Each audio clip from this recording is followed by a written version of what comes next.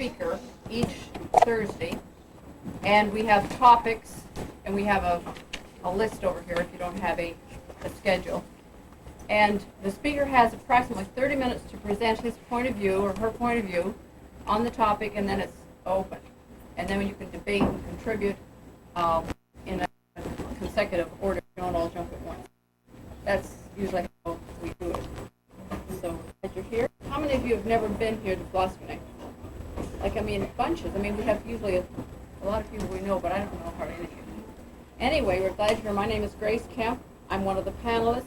Dr. Simon Glenn will be back starting September. He's an atheist. He's a professor of philosophy at FAU. Lee Butler is a New Age point of view. He'll be here next week. I'm here 2 weeks from tonight speaking on near-death experiences, guardian angels, alien abductions. Are they real? And so on. We have many different points of view: Hindu, Muslim, atheists, agnostic, existentialists, and a poet in the back who spoke a few weeks ago. The speaker tonight is Jamil Kareem, and Jamil is a senior at the King's Academy, and he's been quite a regular here at Philosophy Night. So this is his first time to speak, and he's speaking tonight on evidence for a global flood and Noah's Ark. Evidence for a global flood and Noah's Ark. Okay? So listen up. Okay, Jamil.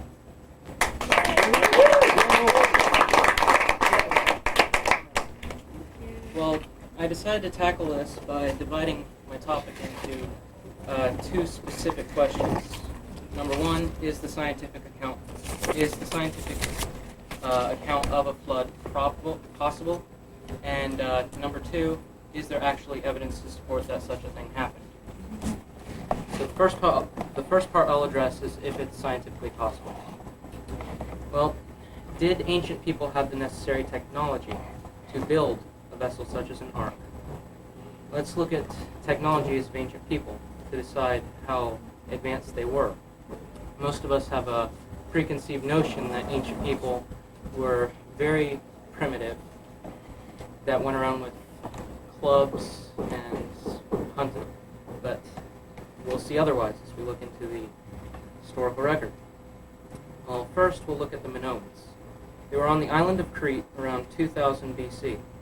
They had impressive architectural skills with much artistic design, including inlaid stone, natural ventilation, and air conditioning. Hardly something we'd expect in such ancient people. Next, the ancient Egyptians. Around 3000 BC, they had electroplated daggers, and they had a 319-ton stone, which was used in one of their pyramids. The cutting precision on this pyramid rivals the modern laser. The stones fit so perfectly that a sheet of paper can't fit between them. Let's look at the Chinese. Around 2000 BC, a woman's body was found to be so perfectly preserved that X-ray technicians were able to decipher her last meal.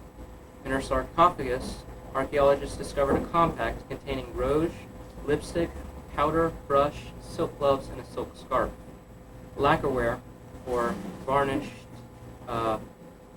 dishes and other types of goods made from oriental trees, and various musical instruments were also discovered in her tomb. Baghdad. Batteries were discovered here, made of copper and iron, not carbon and zinc batteries like we have today.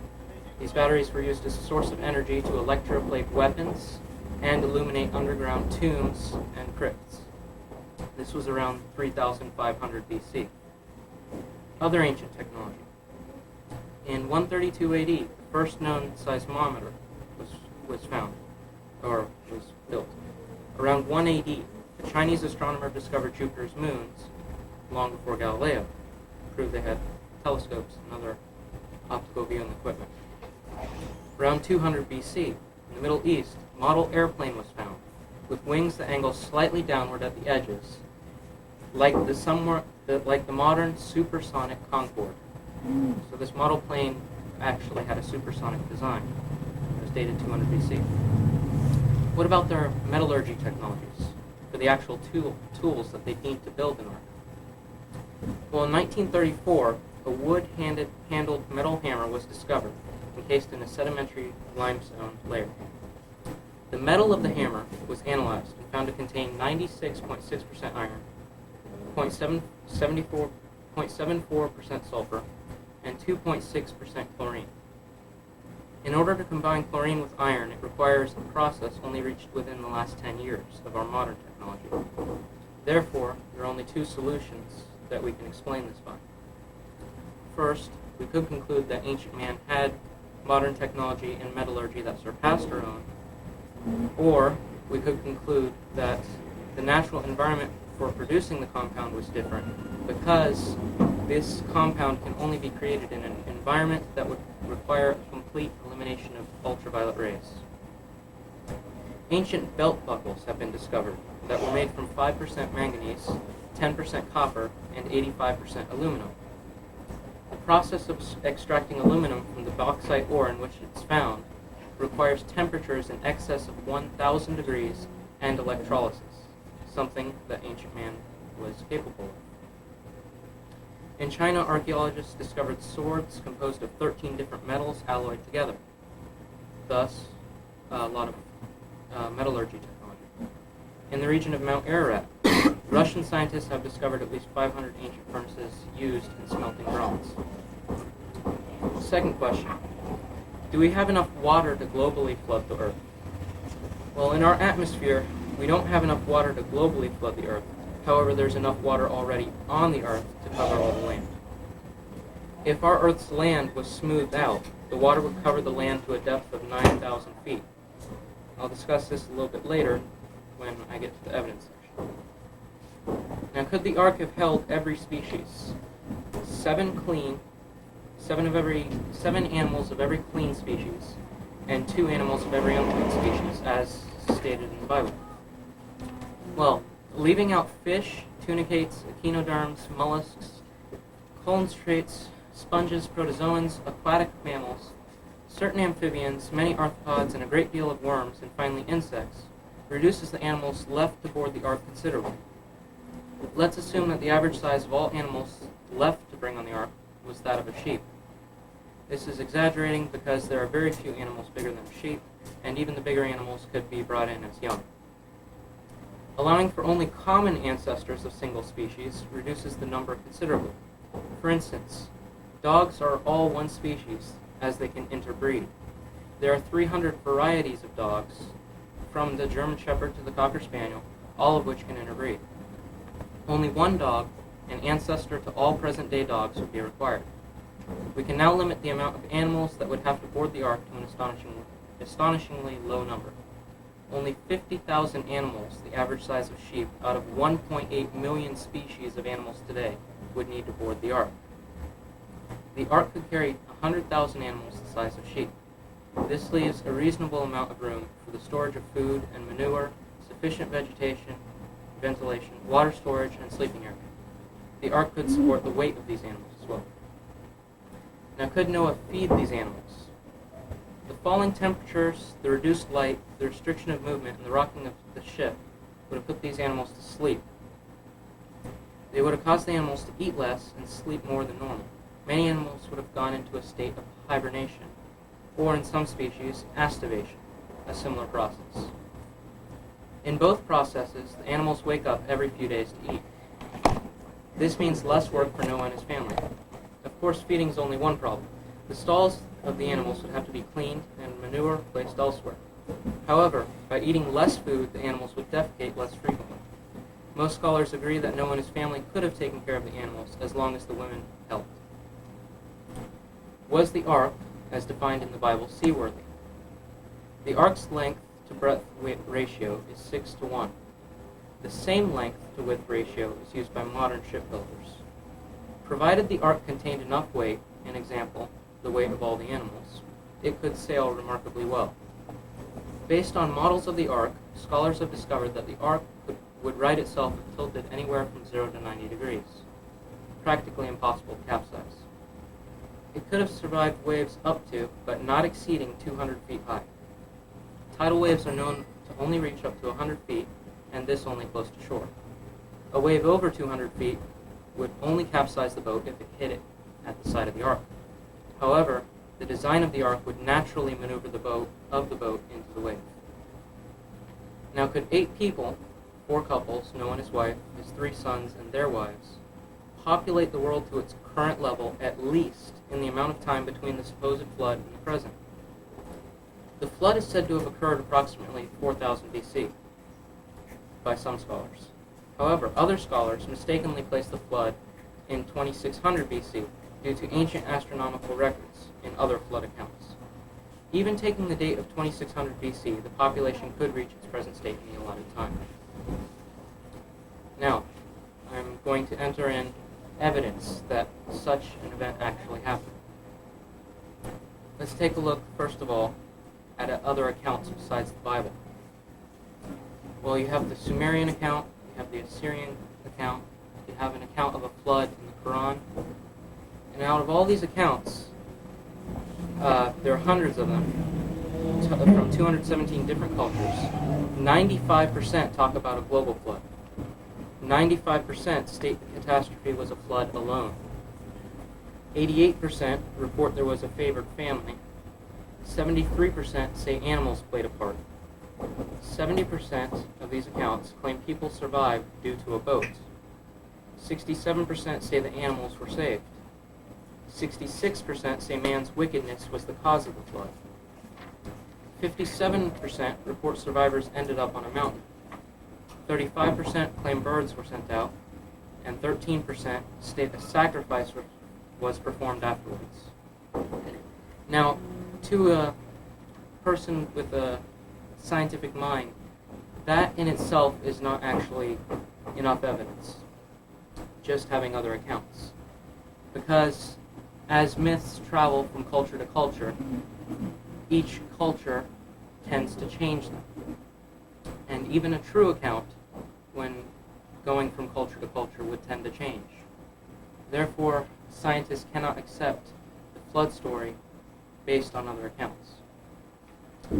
Now, etymological evidence of the geographic region around Mount Ararat suggests that this is the landing site of the Ark. Mount Ararat's Hebrew name means the mountain of descent. Its Armenian name, Masis, means mother of the world. The ancient Armenian name for the mountain is Masis Lasur, meaning mountain of the Ark. Its Persian name, Kui-Na, means the mountain of Noah.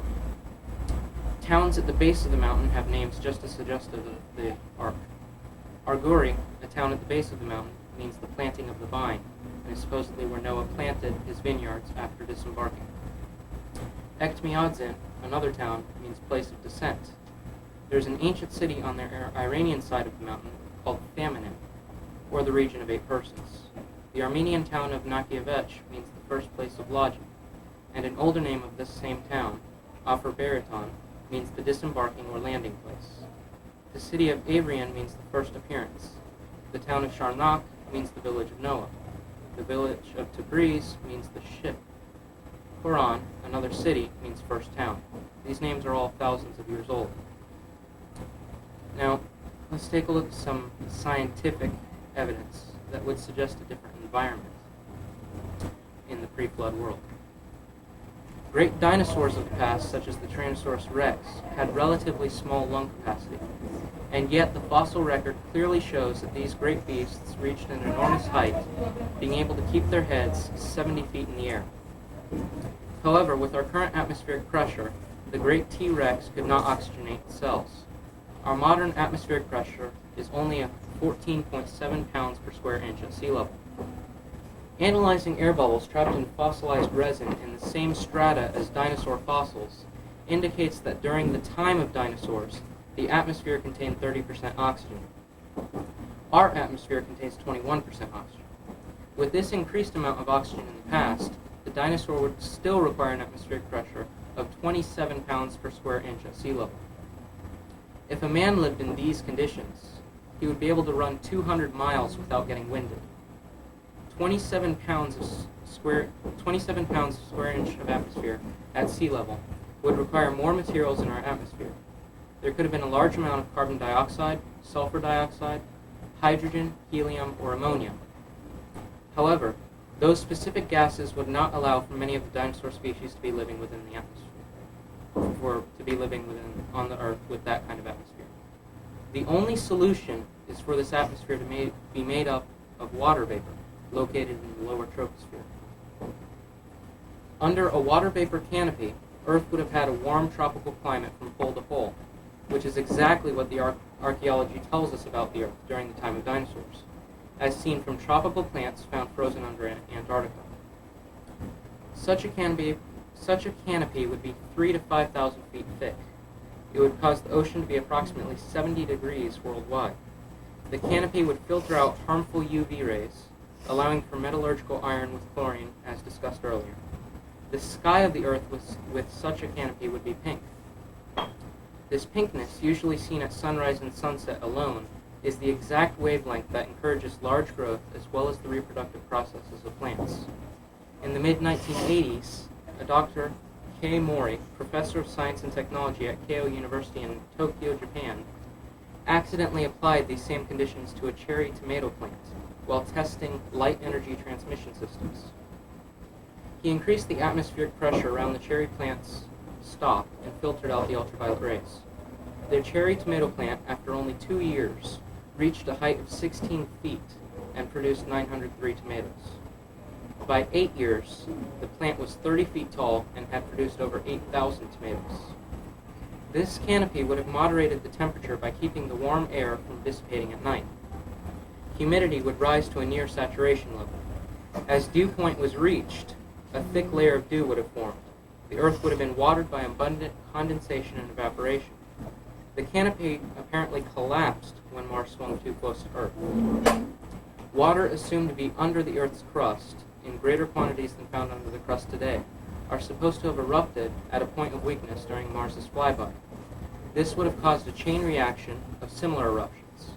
The atmospheric turbulence would have caused the canopy to collapse and precipitate 40 feet of water over a long period of time. The major amount of water, however, would be spewing up from beneath the Earth's crust. This would split the land masses and explain rapid continental drift, salt domes, magnetic patterns on the ocean floor, coal and oil deposits, shelves, slopes, and various other phenomena.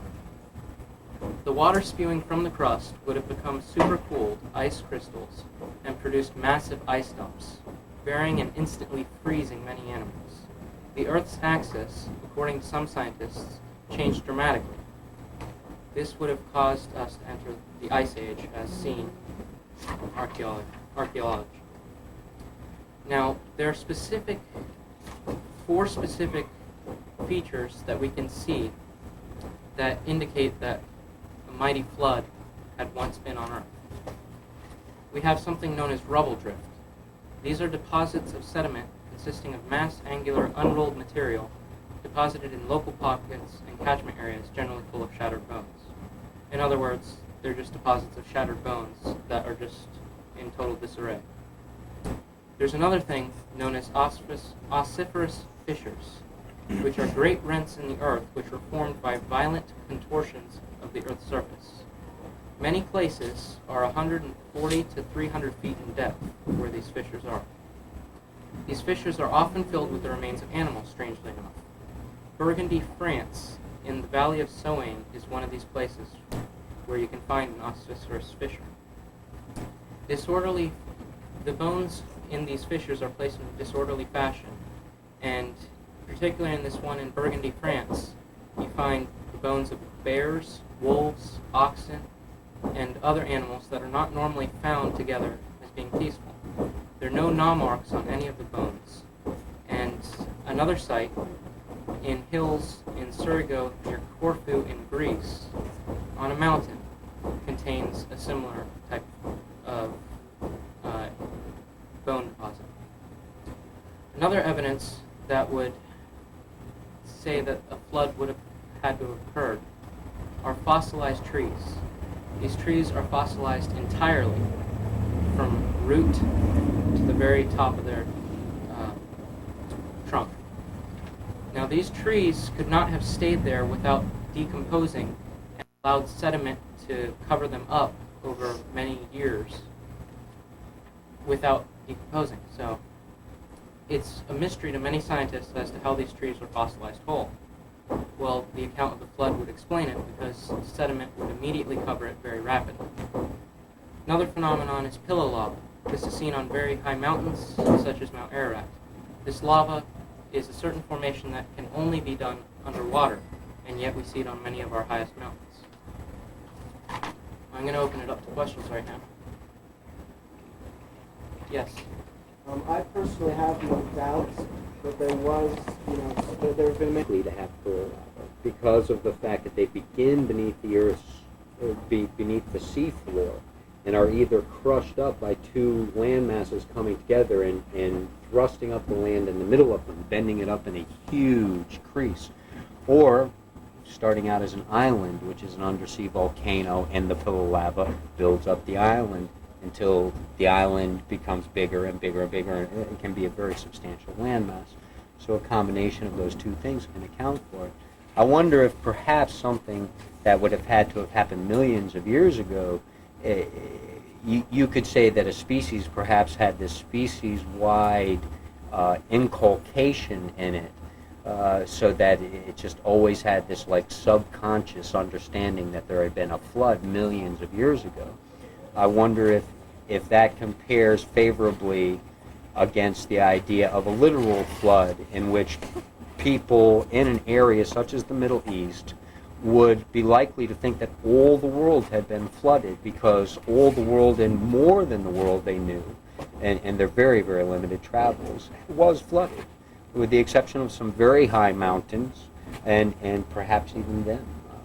Well, one reason that most Christians take the flood to be universal, there are some that take it to be only local, is that specifically in the Bible, it says that the mountains pervaded 15 cubits. The waters pervaded 15 cubits above the mountains.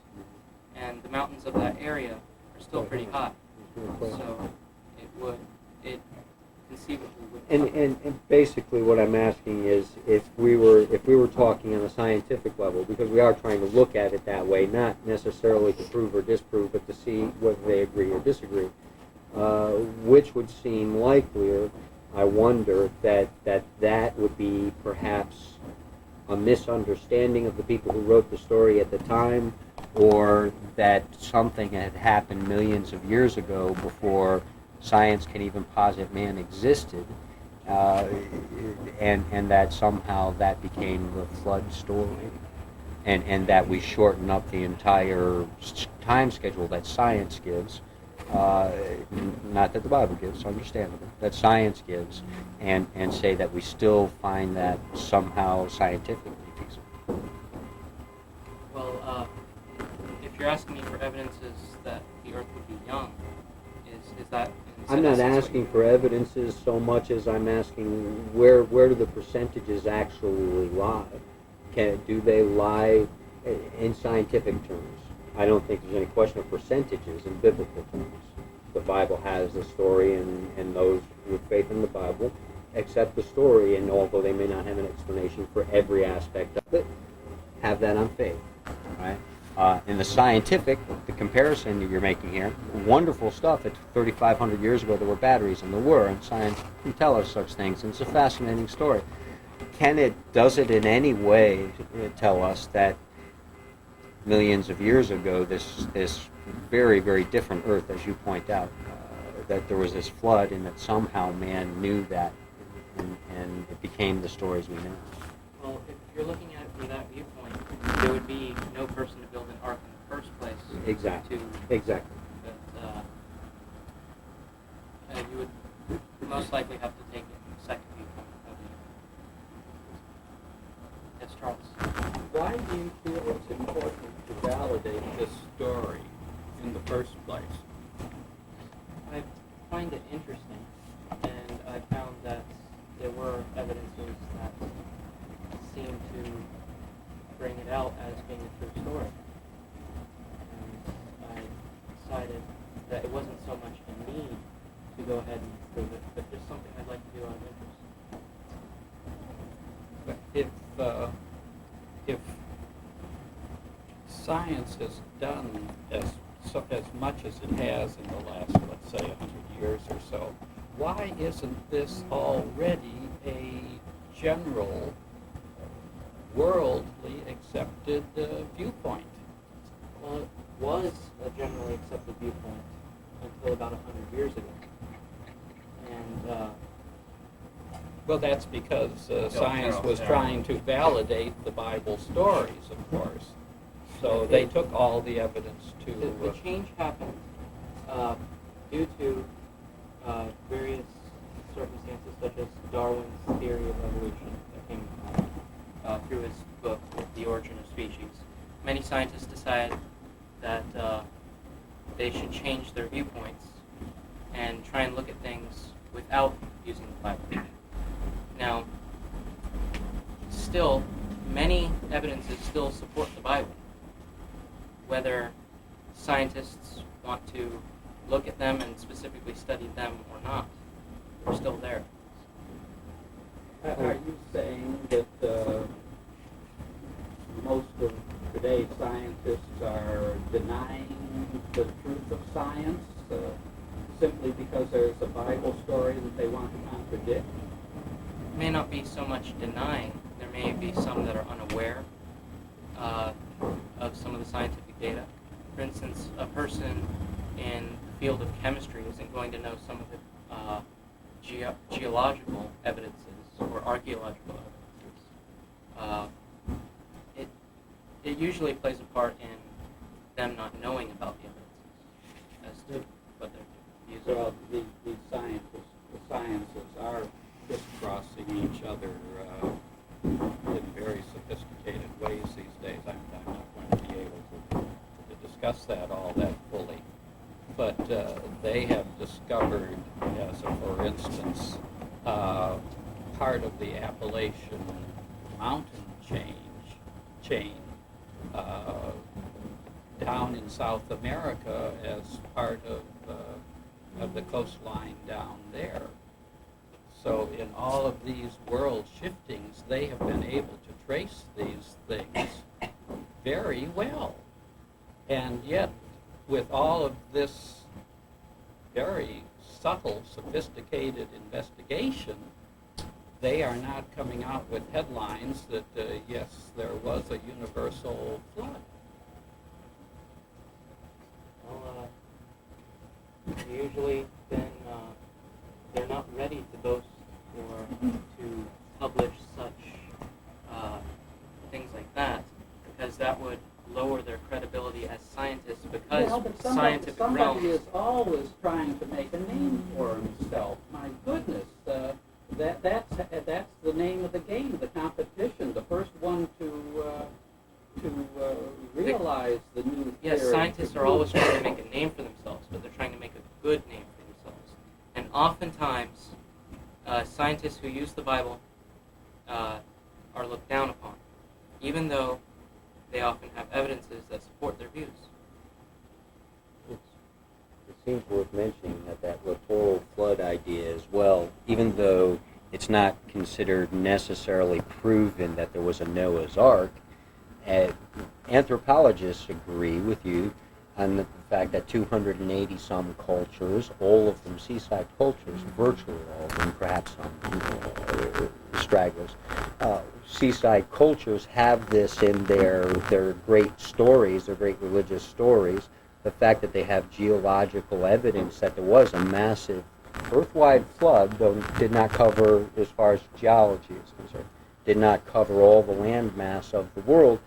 This was pretty big news at a time, but it wasn't something you were going to find in the paper, and it is going further than science can go to say this is the flood that Noah survived. But certainly they consider that flood to be, even as well as things can be proven in those realms, that this flood is reflected in many religious doctrines, many civilizations. So in fact, science considers it proven, a good matter proven. Was there a remains of a boat found on the top of Ararat? I thought I read something about that at some point. Okay, now that brings up a very interesting topic, and that's actually searching for the Ark. Now, if you think about it, really, a wooden vessel doesn't have that much of a chance surviving for 5,000 years or more, depending on when you date the flood. So Mount Ararat itself is pretty much the only mountain in the region where if the Ark had landed there, it could have survived this long, because Mount Ararat is covered with snow, and it's very, it would have frozen the Ark and covered it with snow, and therefore allowed it to be preserved. There have been many historical sightings of the Ark recorded by Berosus.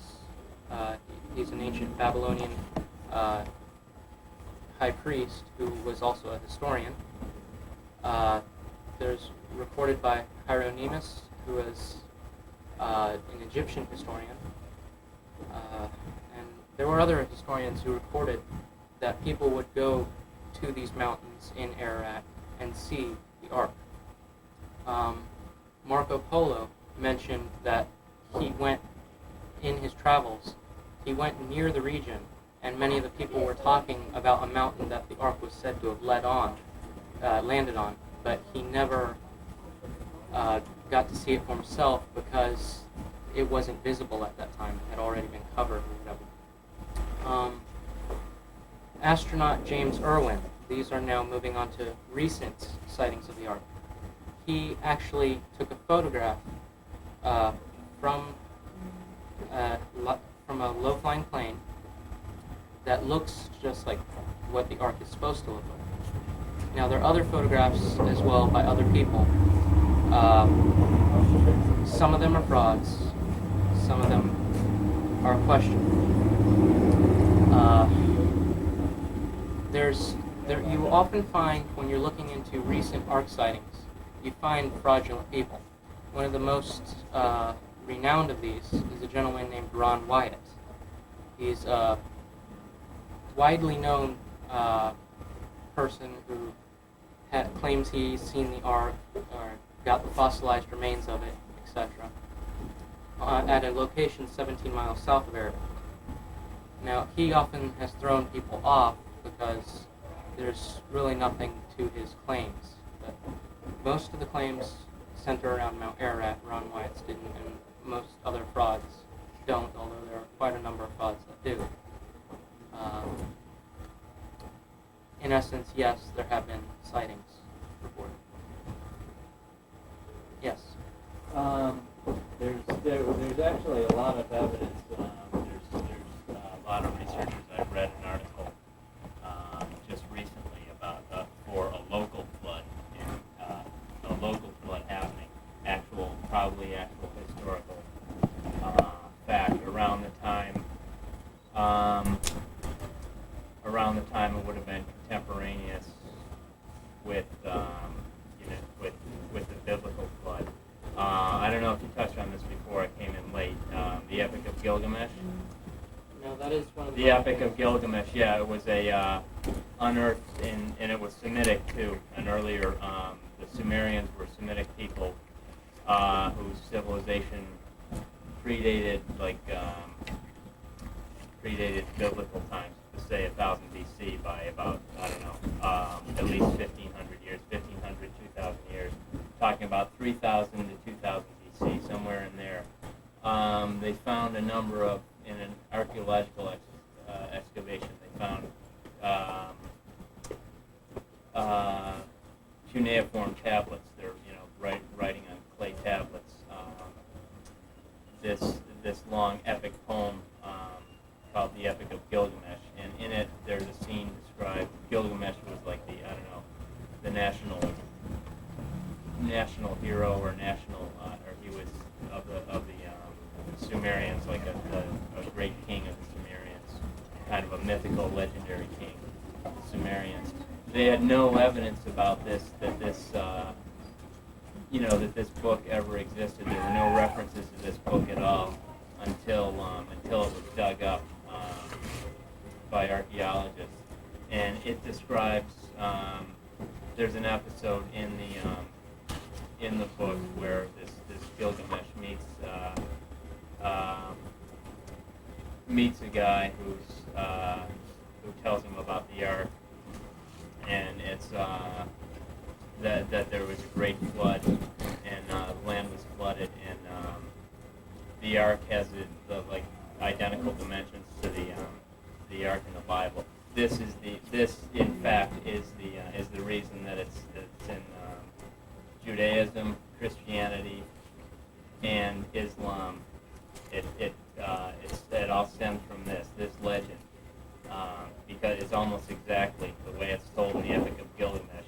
And of course, they had no biblical scholars before these. These were found in the early 19th century. Had no, they had no way of knowing, knowing this story or anything that would have anything to do with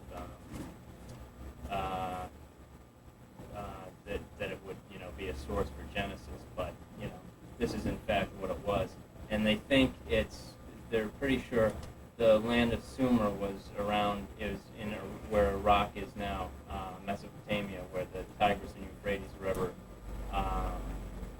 join, and there's they form a river called the Shat el Arab, which runs a couple hundred miles and runs into the Persian Gulf, and there's seasonal flooding there even now, huge seasonal flooding. So the two rivers run down from the mountains, but they think geologically they think that there have been many minor ice ages in the past 10,000 years. There have been many minor ice ages, there was one around the late Middle Ages, around, just to give an example, around 1300. That's when there were Norse settlements in Greenland. They were frozen out. They had been there was a little warming trend around the year 1000 when the Vikings were able to sail to America, and then around 1300 it got cold again. So there's little dips like this, and every time it gets there's short bursts of glaciation like this, the sea levels rise and fall. Now this Shat al Arab in Sumeria, it's north of Kuwait now, between Iraq and Iran. This area just south of there, in what is now underwater, they say they've done studies of how much land would have been exposed with these glacial fluctuations, and they found that there was a wide area there where the land was land would have been exposed, and then very quickly in geological time, over a few decades or less than a century, this land would have been completely swallowed up by the water. That sounds, from the two two sources. This is, they think this legend.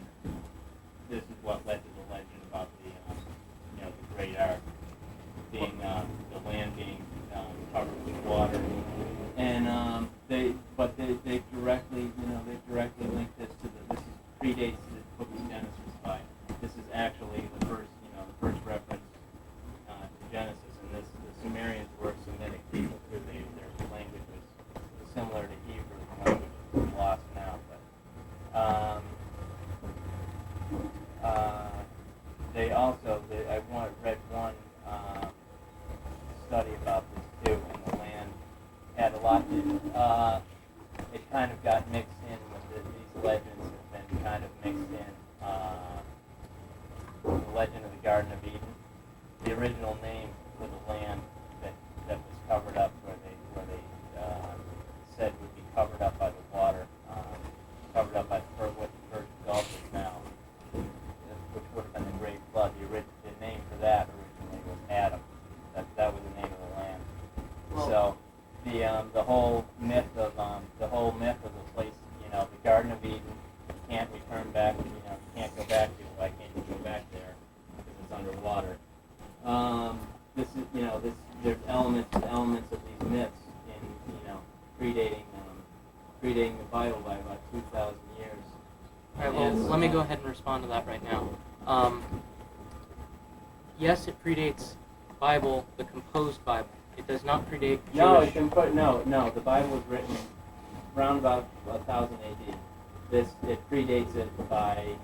No, the Bible was composed 70 years, AD. maybe. Huh? The Bible was composed, at least the Old Testament part, at 70 AD. The part that that we care about right now, because that contains the flood. It was composed and entirely put together by 70 AD. Now, it's interesting that you mentioned the Sumerian account, because the very next thing in the Bible after the flood is the Tower of Babel. And where does it occur? That's about, you know. It occurs in the Mesopotamian region, right there. And what were they building in the Mesopotamian region but ziggurats, which were, huge pyramids? They were building the Tower of Babel in the story. Well, the Tower of Babel, yeah, but they were also building ziggurats, which were, Right, the temples. like pyramids, gigantic towers. Right. But, see, this is said to be the first place that they settled after the flood. Noah's Sumer. In the plain of Shinar in Sumer. Yeah. In Mesopotamia. Yeah. So it's the first civilization. Of course there'd be a flood story there. And the there. Garden of Eden, the four rivers. Well, of course there'd be a four flood rivers story of there. They've identified the four rivers of Eden as all running into draining into the Persian Gulf too. Right, but it Well, makes three of perfect them sense anyways. that there'd be a flood story right there, and that it would be, of all the flood stories, the one that had the most similarity to the Bible, because it has... Well, it actually no. This is actually the literary. This is the literary antecedent of it. Well, it didn't predate Jewish oral tradition. Oh, yes, it did. Yes, it did. This is where it originated. I mean, you can look at it. I mean, why would you say that? 1,500 years. There would seem to be an important point that's being missed. You're absolutely right about the flood story. But Abraham was also from the land of Abraham Sumer, came Sarah. from Ur of the Chaldees, which is Sumerian Ur, right? Which would in fact support your point that the Hebrew oral tradition, unless there was some grand cosmic joke going on, that in fact there was an oral tradition with Abraham's people as they came over to Haran and then came over into the land of Judea. So yes, very definitely it outdates the written Bible, but there was no standard written Bible for many thousands of years after in most any language. Admittedly, the Sumerians were well ahead of time in that regard, but we would have to believe they're both the same story, which over thousands of years, the details diverged somewhat, names changed somewhat, but the basic facts remain the same. Yeah, there's a lot of elements of the. So of one the doesn't Garden of Eden seem to story in disprove the other, it actually seems to support the other, that there was something 2,000 years ago, whether there was a biblical Genesis that was exactly the same and written down on paper or Well, not. 6,000 years There- actually. This is not. This is the story from Genesis. This is not having to do with creation True. or anything. This is just the flood and the garden and the story of the Garden of Eden. Abraham was Elements of the story of the about Garden of 2000 Eden. BC. Huh? I say Abraham was about 2000 BC, and the Sumer flood story we have is about 3000 BC. So it would say that the evidence indicates there was a flood 3000 BC or before, A local that there is a flood. continuing tradition of stories, one of which is the Noah story in the Bible that has survived intact throughout that entire time. Yeah, So it's it would very- tend to you support should get the a copy existence and of the read flood. it, of the Epic of Gilgamesh, because it was, I have read it. surprised what you have read it. He The released dimensions story. of the ark and everything. Now, why would you say this wasn't, this was not the same story? Oh, definitely it's the same story. It's the same story. Yes, definitely it's So, the same okay, story. you're saying this did not come, you know, or you believe, I don't know, this did not come from the written Sumerian account. You're saying this came from another oral tradition. Right. On what basis do you say that? Faith? Well, I say this on the basis that in the Bible, yes, faith. Faith, But- okay. There. But there's a selected line chosen, even from Noah all the way to Abraham, before the actual Jews were known as Jews. Well, a lot of ancient peoples, incorporate earlier the mythos of earlier cultures to which they would have liked to be associated with, but they weren't really. The Roman emperors composed this, or the poets composed the Aeneid, which is supposedly the story of a Trojan prince who was the progenitor of the line of Roman emperors, and everybody, kind of regards it pretty scurrilous. It's just basically, so they could establish a great nation lineage for the Roman dynasty. Likewise, you don't see any, that the Jews possibly had migrated from Sumer, and these were the old tales. These were perhaps the old tales, the old myths, the old legends of 2,000 years later of the land where they had once been, where their forefathers had been. That they just kind of grafted this onto their own mythology. Well, I would still contend that they were probably two separate traditions. But you're just contending this on, I don't know, I'm just contending this on faith. And yeah, as for the other, the worldwide floods, all scholarship about this is just so scurrilous. It's about,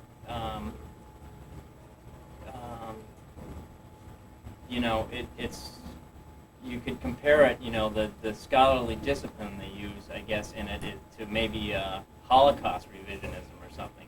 They ignore whatever they want to, and they pick out here and there, whatever looks nice and cobble together something that'll,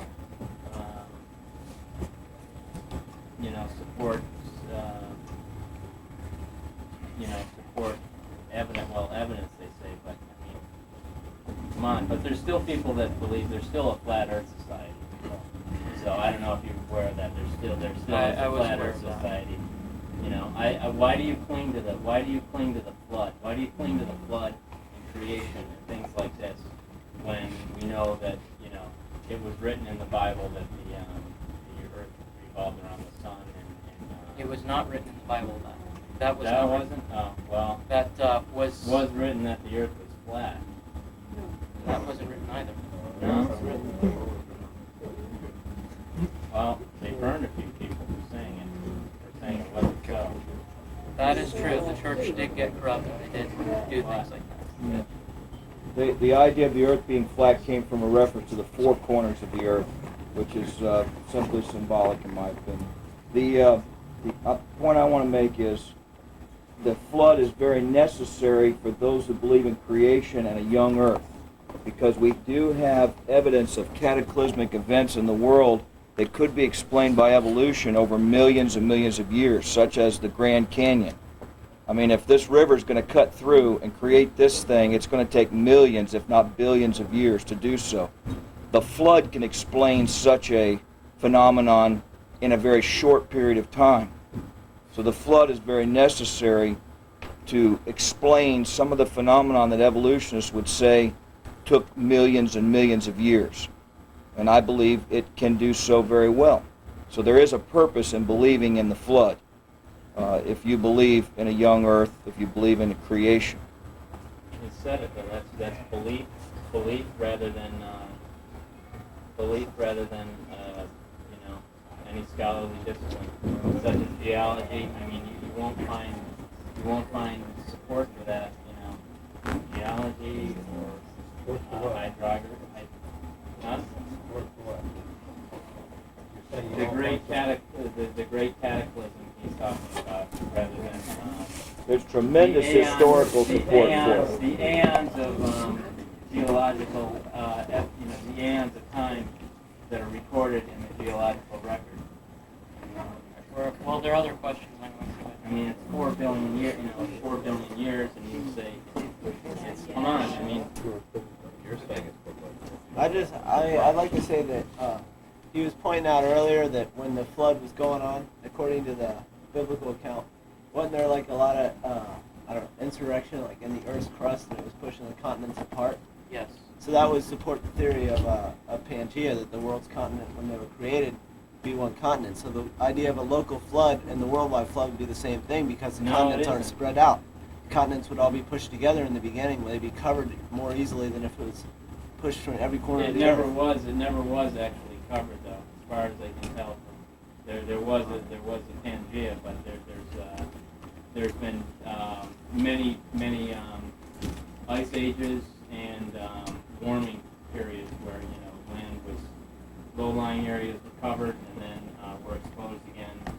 It's a repeat, cyclical over millions of years. What are you basing the fact that you just said was never covered on? What? What did you say? What the landmass is completely covered by water. What are you basing that on? What am I basing that? Geological history. Like what? Huh? Like Specifically what? Name something. He named one Specifically? of the things. He said it was something covered all the earth. Name something that says that. That isn't, that shows that water wasn't there, seashells weren't in layers. There's been, They weren't. No, they're Layers. huh? There's been There's things little like seashells and little mountains, things like that. ocean pieces under the North Pole, and especially the Grand Canyon. We spent a lot of time in the Grand Canyon, and the Indians there have a story about how everything was destroyed by a flood, and one Indian woman and a little boy escaped in a log. And that's one of the stories from the bottom of the canyon, right there. It. I don't know. Pick up a geology textbook. Look at I'm saying how much. Huh? That wasn't, that didn't occur, it didn't take millions a year. It occurred very quickly. A great canyon was created in, what, one day? Sediment. In layers, The sedimentary record. What? in layers. They have In pictures one of- day? In one day, the water came down, just ripped everything out, and it looks like the side of a Grand Canyon. I don't. It was proven that the sedimentary layers in the Grand Canyon, if it were that all the same sediments were in a solution, the same mixture of water, that they would settle out in exactly that order. And parts of it have been dated, and Yes. parts found to be out of order in how they are. So what does that mean if they're out of order?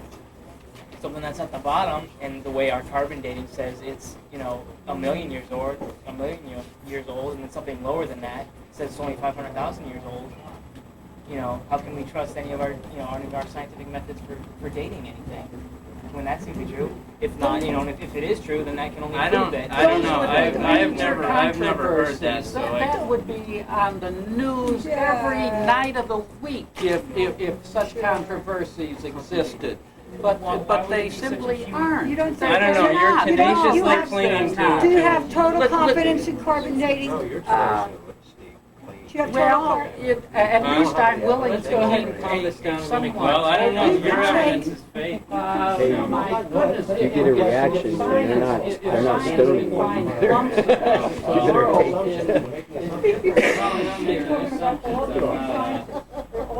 I didn't come prepared for the discussion. I don't have geological. All right. Exactly, there's only so far you can take it because there any number of details changes how we would look at any of these things we're speaking of, including the reversal and dating. Carbon dating, they know sometimes has problems, and they know why. They can analyze it without knowing the exact example. Who could possibly tell what it meant? All right. Not trying to really kind of make, but geology does kind of back the idea of a worldwide flood because the fossil layers, for fossil layers to form, there needs to be lots of water and lots of pressure, and a worldwide flood would validate the fossil layers. How far did you get in geology in school? I don't know. I don't know. I encourage you if you want to either prove or disprove your scientifically, just maybe research it more. Maybe take a course in geology if you want to. Maybe you will be able to prove your point to your satisfaction. Well, there are some geological evidences. I read them. Rubble drift. Those are deposits of bones the ossiferous fissures.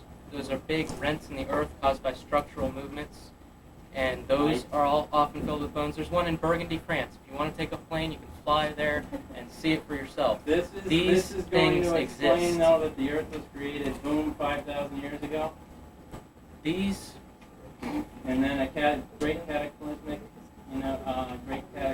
event happened, and then boom, the Earth was basically as it was now, as it is now. after a brief ice age after the flood, yes. A brief ice age. I don't remember that. There are many Is references there an to, ice age? No, I don't know. In Genesis, is there an ice age mentioned? not in Genesis, but other books of the Bible mention often snow, especially the book of Job. There's a lot of references to snow, and indeed, he's in an environment where currently today there's very little snow. Well, as far as I know, the last ice age, the last great ice age ended about 10,000 years before the present day. 8,000, somewhere in between 11,000 and 8,000 BC. But it took time to. It took time. There was a great thaw, and then since that time, there's been several like mini ice ages. Not as great as the not as big as in this one we're talking about the Great Ice Age, was almost the entire American continent was under a huge glacier. But since that time, there's been several small ice ages. The last one being ending about early 15th century. That's the one historically we know in the Middle Ages in Europe. Somebody else? I don't know. Yeah, I don't know about the one in Please tell me why any entity should care about a flood, how great it is. And you might as well be talking about Hurricane Andrew or Hurricane Gloria or Tambora or Krakatoa. Why should I care, or why should any person care about a flood? Good point. Great or small? Noah's Ark. Well, tell me why I should care about Noah's Ark. Because somebody made an ark? Anybody of us, any of us can make an ark. Well, for someone to know to have an ark in a time like that, to build like a giant ark like the Bible describes, he'd have to have some kind of like premonition or forewarning that that a flood was coming, or else, I mean, a boat like that takes a long time to build, and you'd have to know. I mean, the Bible says it didn't rain before that, but I mean, even if it had, that takes years to build. And that's about rising sea levels. So Right he looks at 40 years, he studies it and then builds it, and then I mean he has to know. So the idea is that if someone warned him, then that would have to be an all-knowing entity like a God, and it goes back to the issue of will you believe in God, because the Bible supports it, and if he can come up with evidence that says that the biblical version is right, then that leads people more to believe in the story of the biblical flood. And if it was disproved, like the Bible says somewhere that if one word of it is wrong, then all of it's wrong. If you can disprove the story of the flood, then you can't trust anything the Bible says. So it's important to be able to prove a point like that. I'll take you and you. Okay, the suggestion that would be proof that whatever entity told Noah to build the ark is all-knowing, I would have to disagree with. It would just simply indicate that that entity that gave the information knew that there would be a flood, and what type of structure would withstand this. It just means it would have more knowledge than Noah had, not necessarily more knowledge, or not necessarily all knowledge. But nevertheless, you would have to what? But it doesn't indicate that entity was God. Then what would you say that entity was? I'm not speculating. I'm just saying that to make speculation automatically that was God would be assuming a great deal alone. Also, the arguing over the flood to answer his question simply is an argument over proving the flood further validates the entire Bible itself. And so arguing one detail argues the validity of the entire book and the culture based around the book. And that would be it would only have relevance if you had a choice, wish to prove or disprove that culture of that book. If you had no interest in it, it would have no relevance. I suppose if you had no interest at all, then it wouldn't really bother you even if it was proven true. So. I'm not sure. So I'm just trying to give relevance to his question, that it only would have relevance if you had an interest in having relevance. Some people, I would think that you would be interested. I think that would all to say, if someone were going to kill you for a reason, you might have interest in that reason even if you didn't believe in their reason. Yeah, I see what you're saying. Well, if one doesn't have interest, another person can't make that person have interest unless it would directly affect them.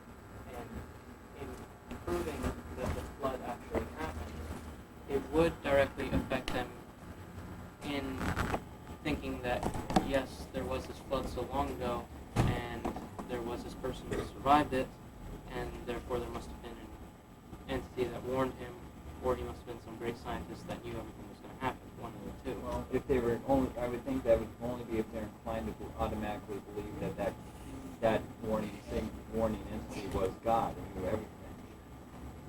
Right, but then they still have to believe in the one entity. We have to remember the purpose of the flood was to wipe out the wickedness on the earth. God sent it as a judgment, if you believe the biblical account. Therefore, God does interfere, or let's say he directs the affairs of men. And if he did so back then, he continues to do so today. That makes it quite relevant for me. That makes sense. Yeah, I would make the question that was asked, what is the purpose for proving a flood, great or small? And I don't know, I believe the point was made before that the proof of the flood is essential to those who ascribe to the New Earth theory, or the Young Earth theory. And the flood would be necessary inside that theory to validate the geological conditions that we have today, and some changes that went on at the time. And the flood is essential because without it, there's no explanation for a lot of the changes that took place and the account or the facts that we have now about our Earth today. And I guess the proving of the flood is, another step towards proving the Young Earth theory. I think that was well said. Anybody else have a question? Go ahead. Well, that gentleman said that God created the flood to rid the earth of evil. Does that mean that he failed because he's still around? Supposedly he can't fail. No, I don't think so. God created man and gave him a free choice. No, just taking that separately. He did it Right. to rid the earth of evil. And then the evil and continues. He must have failed. The Bible says God found a man that he wished to keep alive, to continue on the progeny of the earth, and that was Noah and his family. The wickedness that had increased outside of Noah, he said Noah was a righteous man. So God chose to judge those wicked. I think he still realized that Noah had the potential for evil. In fact, Noah got into trouble right away after the flood. According to the Bible, he got drunk and committed incest. So it was pretty sad. Even Noah, the man who God chose to save through the flood, was not totally righteous. God had a plan far beyond Noah, and that was to bring his son to redeem man. If it's claimed the end result is it's obviously false, it has to be some. I see what you're saying, though. I understand what you're saying.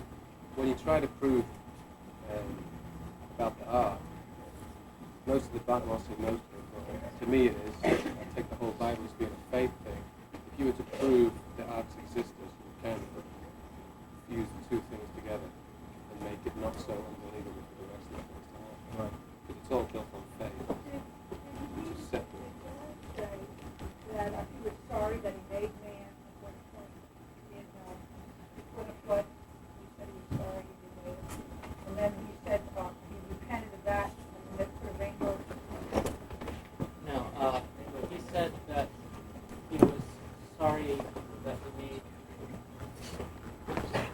he didn't repent of that afterwards. He did say that he was sorry for making man and allowing him to be as wicked for as long as he allowed man to be wicked. In other words, he was saying that he was sorry that he had done sin. He said they deserved it. Then he promised he wouldn't do it again. Yeah, that was the rainbow. Yes, that was the rainbow. Was that the first time the rainbow ever appeared? Yeah. As far as in the biblical text, that's the first time it appears in writing. I guess you'd have to have existed before then to have actually known. I mean, you can usually see rainbow-like colors in water as it's in the air. So, there was a mist that would come up every morning before the flood ever happened. And it's possible that a rainbow could have been seen in the light within it. What is the Bible trying to tell us about the rainbow? Are we understanding that it was a new phenomenon, or are we accepting that it was? It says it said it's evidence of the promise of God that he will never destroy the earth again with flood. However, he will destroy the earth with fire, according to the book of Revelation.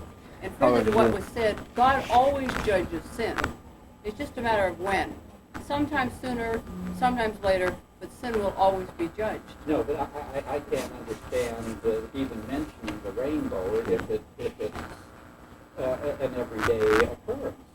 Well, it hadn't rained before the flood. You're going to take that. It never rained before.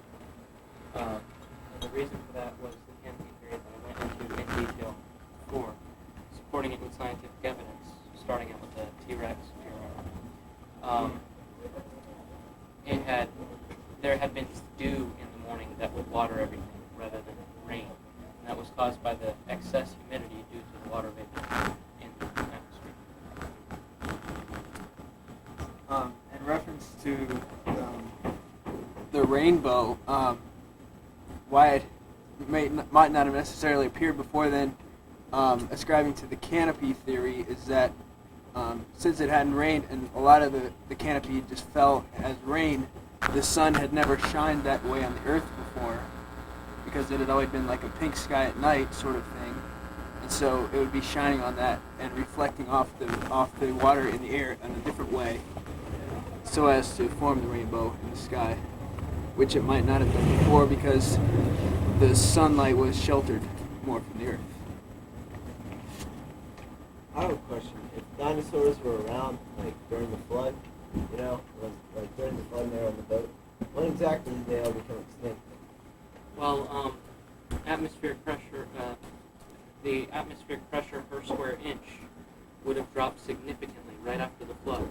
Many of the dinosaurs would not be able to have breathed in the new atmosphere. Other dinosaurs would not have been able to survive the cold, and various other factors. Humans would still be able to survive the pressure gap, the difference in pressure? Yes, but there were effects. Because what you were reporting before was like some 29 pounds per square inch? Right now, I think currently at sea level is 14.7. It's 14.7. So you're saying twice as much pressure on each human part of the body would be from before the flood or before this canopy or whatever. And you're also saying there was a time where dinosaurs and humans were walking together. Yes. Wouldn't that sort of disprove that?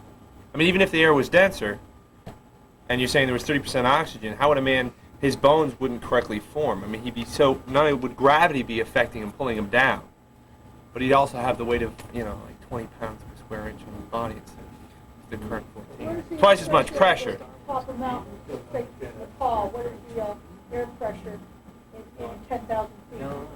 People live there, but it's lighter? Yeah, but not by much. Because you got to we're talking about, the reason why it's 14 pounds now here is because there's about quite a few miles of air mass above us. So the higher you get, the lower the air pressure. Right, yeah. But I mean, 10,000 feet's not going to make that much difference.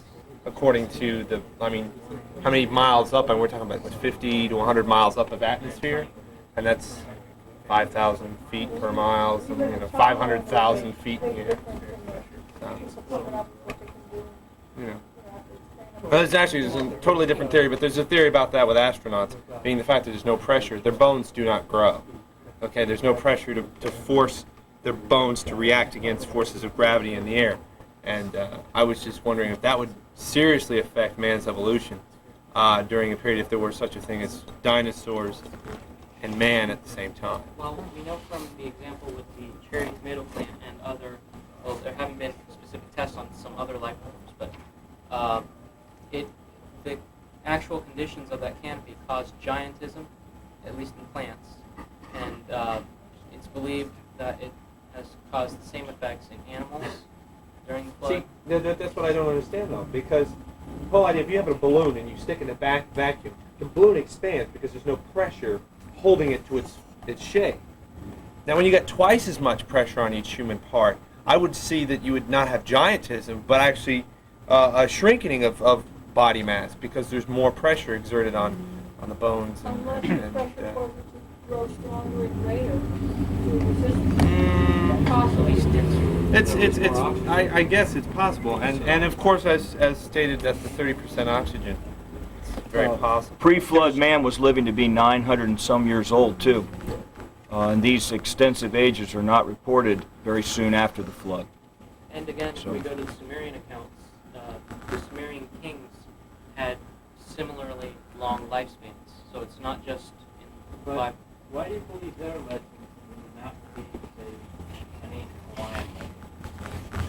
Why would you believe that, Well, why does everything have to be taken, put into this literal framework? Is there really... And not addressed as maybe myth, not addressed as in the way, in the way you would address myths. Myths are there to tell you, how a story to tell you how things came into being. How things came into being, but not necessarily in a literal fashion. A lot of the myths are talking about a lot of myths could be talking about how psychologically people came into being, like Adam and Eve, for example. That might just be an illustration of the, gaining consciousness, of human beings gaining consciousness, or sentience, where the animal kingdom. Why is that important to hold on to that, to put everything, to take it literally, and then, because you have to do some very, to get all the evidence you have there, all this pseudo-scientific evidence you have there, you have to do some very convoluted reasoning. I mean, this canopy, the deal about the canopy and everything, I never heard anything, I've never heard that, and I've never heard about that anything having to do with a period when there was a canopy around the earth, when there would have been large land animals alive, or large plants alive on the earth. Perhaps 3.5 billion years ago, maybe. 3 billion years ago, maybe, but you're talking, historic time. You're talking actual historic time. doesn't it match what the dinosaurs' ecosystem was like? No, it doesn't at all. No. It rained. And the dinosaurs were there. It rained. There was no canopy. Why? Why? Why did it rain? Yes, why do you, Well, why, for the if same you have reason. absolutely one way, why are you absolute, why not ask why? And I'm how do asking you why. know- Why do you have to? How do you know it didn't rain? Why do you have to support? Or Why do you did. have to try to support this? Why? Why? What? I don't know. What? It wasn't raining Was, in the hot house. why do you have to support it? I like to ask all questions. I've been supporting it scientifically for the most part. Well, I would call it pseudoscientific. But, why do you feel the need to? Well, if you want to get the references, he's done some good research in there, and you'd be able to get all the references from there and read it up for yourself. Yeah, I have all the books. Good to read all I haven't heard sides. anything yet. Well, you can read it now. He'll give you all the references. Read all sides. Why can't you address it as something that doesn't have to be, that doesn't, why can't you take it on faith, basically? If there, actually, we might get to something philosophical at this point.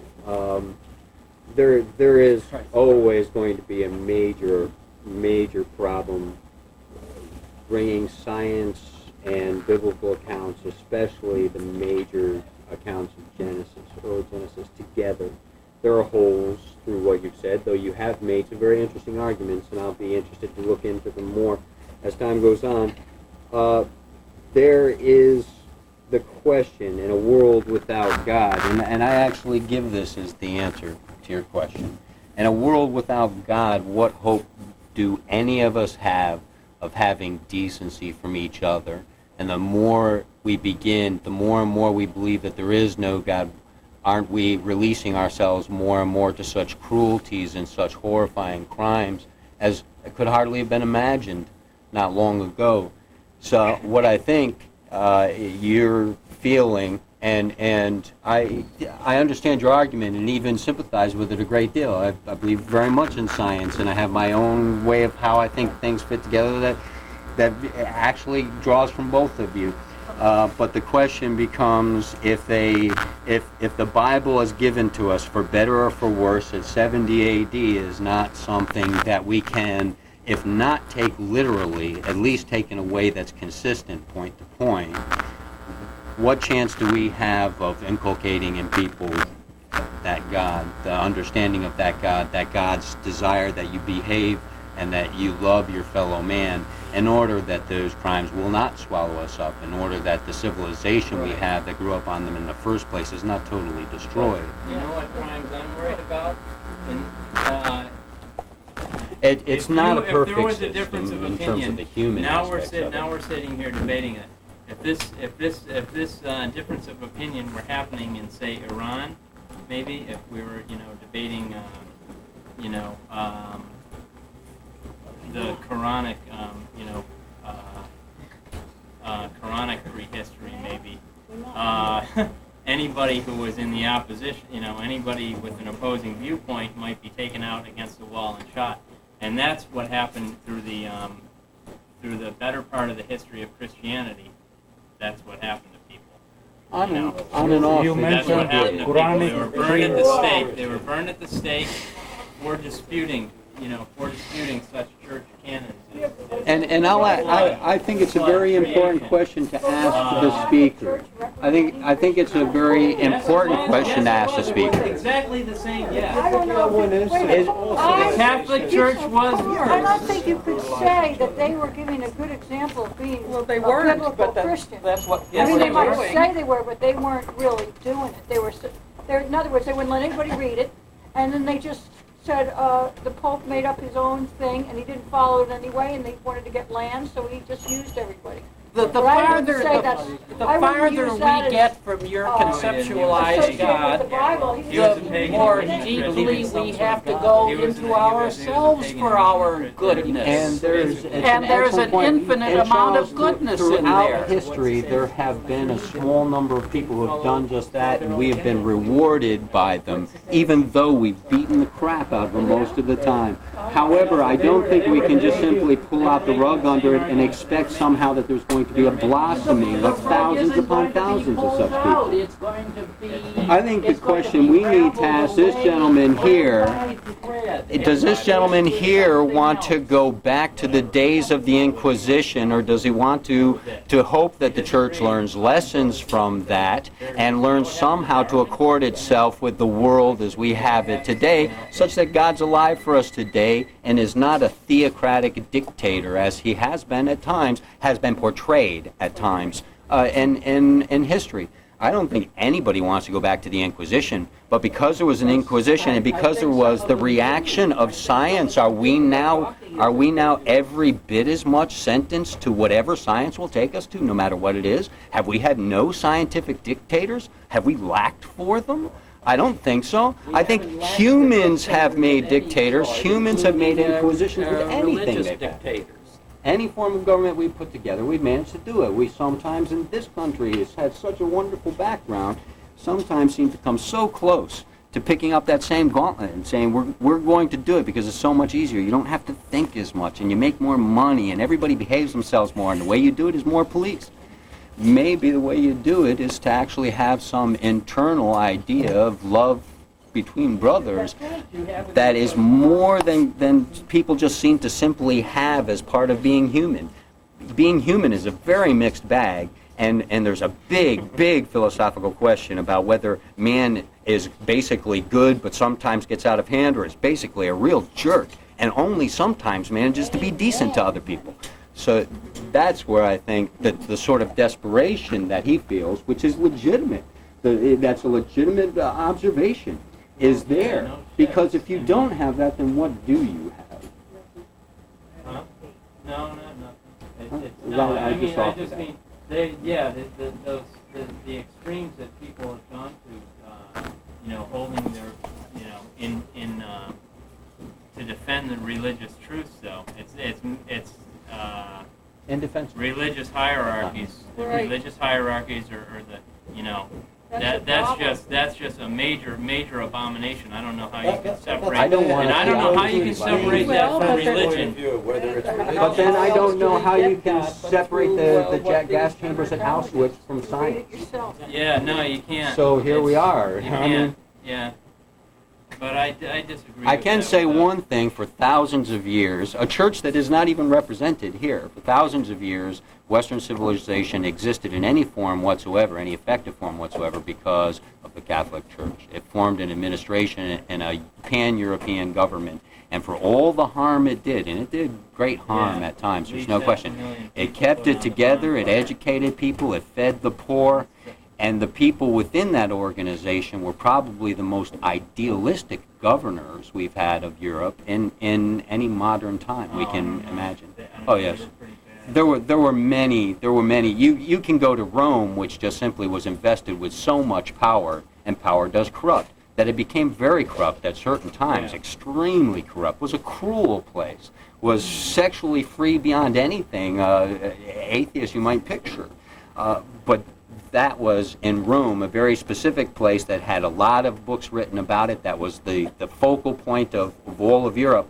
You had, as of over to and opposed to that, you had throughout, especially France, Germany, England, these very, very humble monks who went through lives of small governance, divided governance, that we appreciate. That's a bad word for it, but there was like the establishment church, and then there were these separate orders, separate orders, and they were a lot of times night and day, because the secular church had full bureaucratic power, and as you might expect, and the other ones were kind of removed from almost removed from daily existence. That all the orders of monks. No argument of perfections, and I don't think they argue. He sort of half got out a statement of he wasn't trying to defend any of that. And the last several presentations that have been done here, I've noticed that the speakers have made it a definite point to say, we're not here to approve of that, because they hear the argument come back so constantly and don't want to argue with that. No, it's not a perfection by any means. And there's a real question as to whether some